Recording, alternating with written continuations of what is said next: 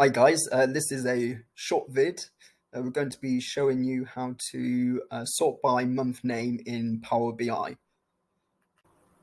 Okay, so what we can currently see here is a simple cluster chart. Currently it's in order by April, but if we go to more options, sort by and descend in order, it goes obviously descend in order, so September all the way up until April.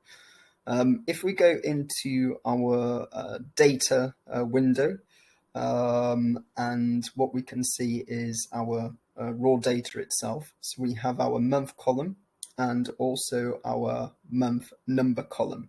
If we go back into our month column, you can see that it's text.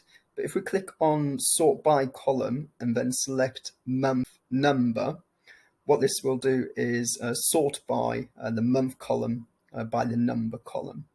If we go back into our visual window now, although the visual hasn't sorted, we just go back to more options, sort by, and then ascending order.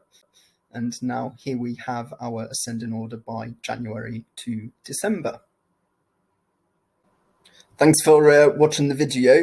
If you have any suggestions for the next one, just let me know in the comment box and subscribe to my page. Cheers.